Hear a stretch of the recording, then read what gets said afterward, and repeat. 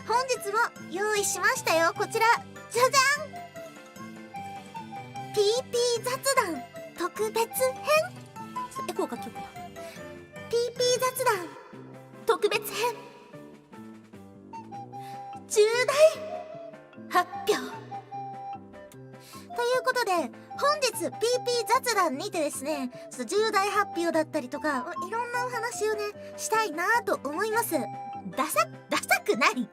ダサくないでしょ。ちょっと待って。今日はちょっとねこの黄色のグラデーションがかかってる上に PP 雑談特別編、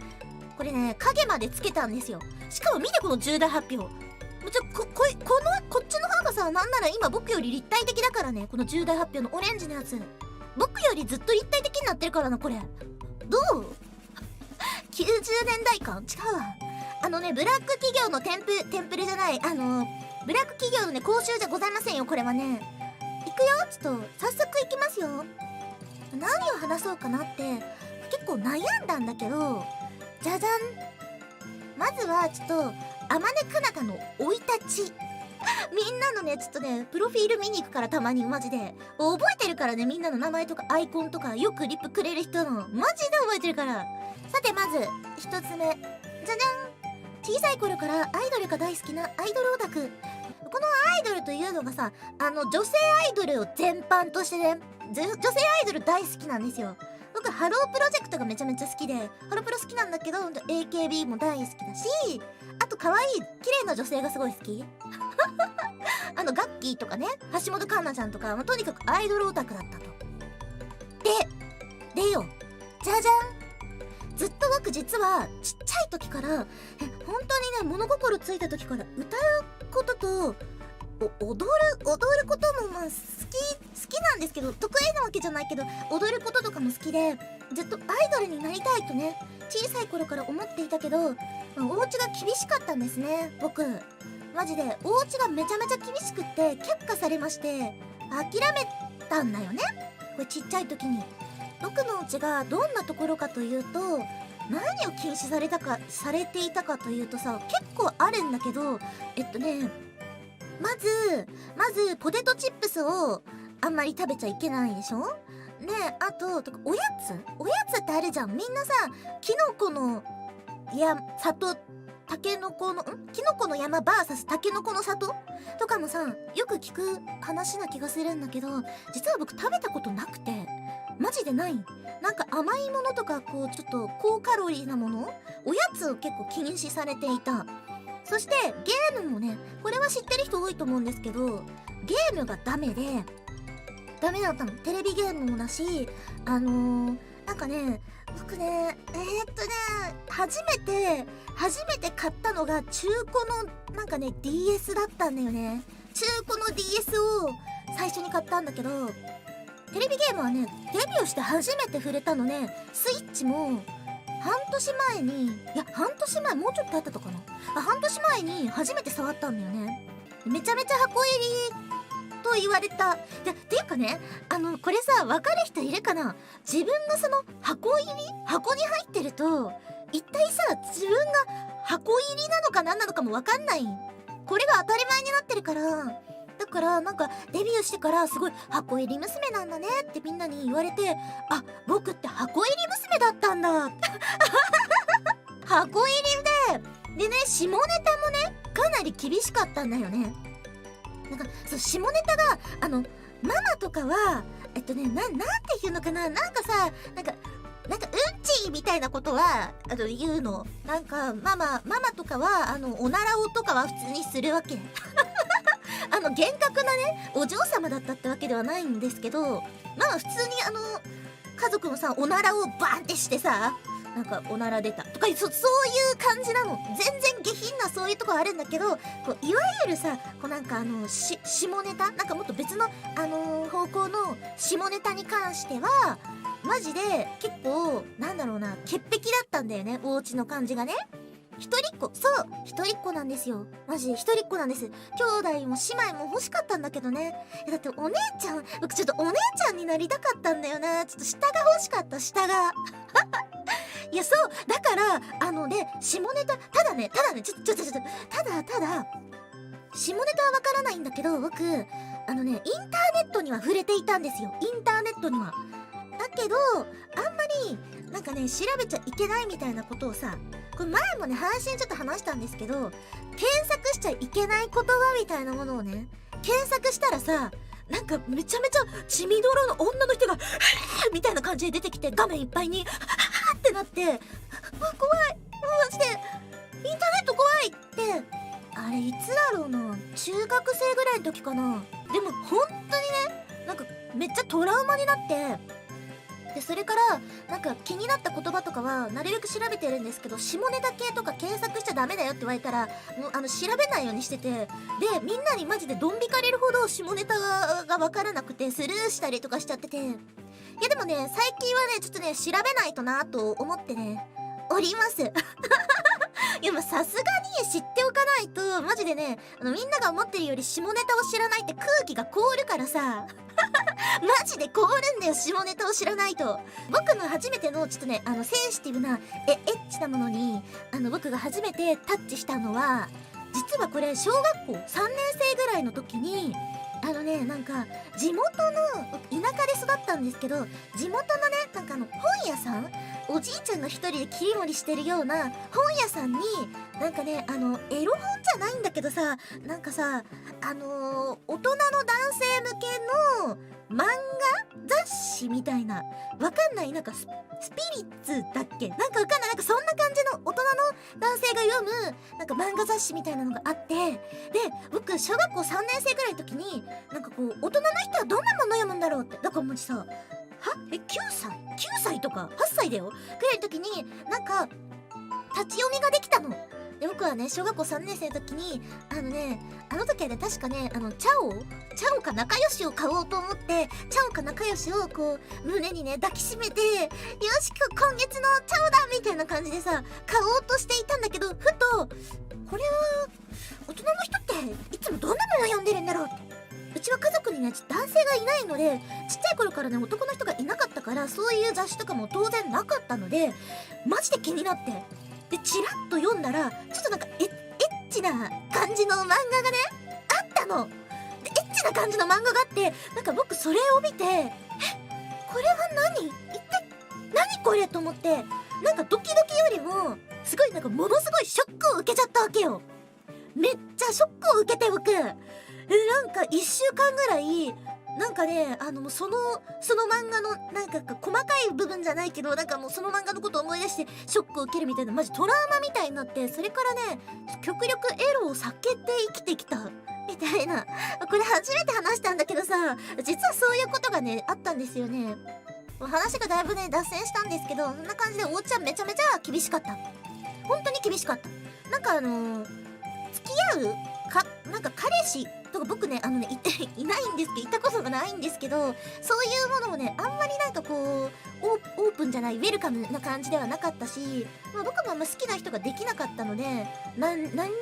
なんかそういうことに触れずに来ちゃったんですよね。そんなのでめちゃめちゃ厳しかったのね。アイドルになりたいなんてもってのほかで、アイドルなんて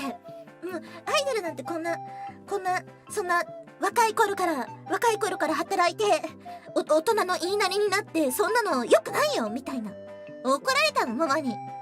めっちゃめちゃ怒られて、こんなキャーキャーうるさい女になんとかかんとかでみたいな言われて、僕はもう大好きなアイドルをキャーキャーうるさい女とか言われてさ、ものすごいショックを受けたし、アイドルになりたいって結構ママに言ったけど、やっぱねダメだったんですよ。だから諦めたんだよね。でもじゃじゃん、なんと僕一人暮らしをして自由の身に。なんか僕はね結構早い段階で一人暮らしをしたんですよ。お家とねちょっとお家と距離を置いてさ一人で暮らし始めたのね。でその時にやっぱ一人暮らしをするとめちゃめちゃ貧乏でさ、本当に貧乏で、なんかねなんか大したさ娯楽がないわけよ。なんかこうみんなが買うなんかいいお洋服を買うとか、もちろんゲームとかも僕やったことがなかったからやりたいというふうにも思わなかったし、なんかね高いイメージがあったんだよね、ゲームが。だからゲームも買わずに一人暮らしをしてずっと何をしてたかというと、僕は料理をしてマジでね料理をしてた。でも料理をしてたんだけど、お金はもちろんこの一人暮らしの時に僕はねバイトをして自分のお金で一人暮らしを始めて、仕送りとかは一切ねなかったんですよ。で仕送りとかが全くないとマジでギリギリのね、本当にギリギリの生活になるからなっててギリギリの生活だったからさ、炊飯器とかもめっちゃ安い4000円ぐらいのものとかを買ってたの4000円の炊飯器に5000円の電子レンジで、オーブントースターはなくて、オーブンもないみたいな状態で料理ばっかりしてた。すっごい狭い、もうねこんなさもうね僕の肩幅もあるかないかのような狭いキッチンでずっと料理をねしていたんですよ。でそんな時に娯楽もあまりなかったんだけど、そんな一人の時間をこうずっとね支えてくれていたのがやっぱりインターネットとか YouTube とかそういう動画系のねサイトだったのね。で僕はかなり一人の間の時間、特にこのね2年ぐらいはホロライブを結構見ていたんですよ。全部終えていたわけではもちろんないんですけど、勉強とかも学生だからしながらなんだけど、そこでねホロライブをなんかずっと見ていて、いいなーみたいな、アイドルなんかこういうバーチャルなこういうアイドルという形もあるんだと思ってさ見ていて、僕は自由の身になってから、よしホロライブのオーディションにちょっと半年以上前かな、去年の秋くらいにホロライブに僕も入りたいって思ったの。で思ってちょっとねホロライブのオーディションにこちら応募しました。これかなり一大決心だったんだよね。半ばねもう諦めというよりもなんか絶対受かるみたいな気持ちではなく、いけるのか無理かなみたいな感じで応募しましたところ、なんとね合格したんですよ。まさかの合格で結構僕はびっくりしたんだよね。受かったみたいな。ただ受かってからがやはりアイドルはね本番でちゃんとスタートラインに立ったみたいなもんだったんだよね、このオーディションに合格したのは。じゃじゃん、憧れのアイドルになれたけど実力が足りないということに日々悩む、そんなね時間が毎日訪れました。見てはいたけど自分が配信をする側とか思ってね配信をこう見ていたわけじゃないわけよ。ここ腕組みおじさんになってさ、なるほどみたいな、プロデューサーになってないのよ。なるほどね、でも今の発言はしない方がいいんじゃないかなとかさ、こういった発表の仕方いいねとか、この配信面白すぎ、なるほどこれがこういうことだからトレンドなんですねとかさ、そういうことは僕全く考えずにただ面白いかわいいとか料理のお供にとかで見ていたから、ほんと運営さんや先輩やリスナーさんにもっとお返しがしたい。本当にね僕がこうやってみんなとこうやって話せたりとか、いろんな人が見てくださる、いろんな人が反応してくれる、いろんな人が知っているというのはもう完全にホロライブのおかげなのね。マジでこれはホロライブというところに僕が入ったから、本当に先輩やね運営さん、そして今までホロライブを応援してきたリスナーさんたちがこう築き上げてきたねこの土台土があって、そこに僕はポーンとこうもう花をね植えてもらったみたいな、咲きました。そういう状況なんですよ。だから僕はすごくおこがましいかもしれないけど、やっぱり先輩や運営さんやリスナーさん、今応援してくれる平民のみんなとかホロライブのリスナーさんにもっともっとお返しをしていきたいとねこれね思っていて、日々これはマジで本当にホロライブのおかげなんだよね。僕は何にもできていなくてまだまだなので、もっとお返しがしたいというと、じゃじゃん、ゲーム実況もトークも歌ももっと上手になって、ホロライブにとって必要な人になることが恩返しかなっていう風に今は僕はちょっとね思っているんですよ。ゲーム実況以前にゲームがド下手なんだけどさ、それでもいっぱい練習して、ちょっと人より長く練習してゲーム上手になったり、トークもだって僕ね、毎日ね月曜から夜更かしだって毎週録画して見てるししゃべくりだって毎週録画して見てなかなかね時間がない時もあるけど、あと出川哲朗さんをね参考にするといいよって言われて、僕はもう出川動画履歴が出川動画出川でね、もう出川哲朗覆われたんだよ、僕の履歴は。 YouTube の出川毎日出川をして、そしてボイトレもねやりたいなと思っていて、ちょっと今マネージャーさんに頼んでいて、歌ももっと上手になりたいと。そうやって実力をしっかりつけていって、ホロライブにはあまねカータ必要だよねとか、カナダンがいないとホロライブ寂しいよねって言ってもらえるような、そんな人になったら、みんなにとってホロライブにとってもお返しができるんじゃないかなというふうにちょっとね思っていますやばいよだよまあそんな感じで、ちょっとこちらね簡単なるあまねカンタのね説明でございました。このように今は思っていて、ゲーム実況、トークや歌、その他もろもろいろんなことをねもっともっとみんなに見やすい、みんなが見てて楽しいと思えるような配信が作れるように頑張りたいという気持ちです。そしてもうそろそろ30分やな。もうそろそろ30分。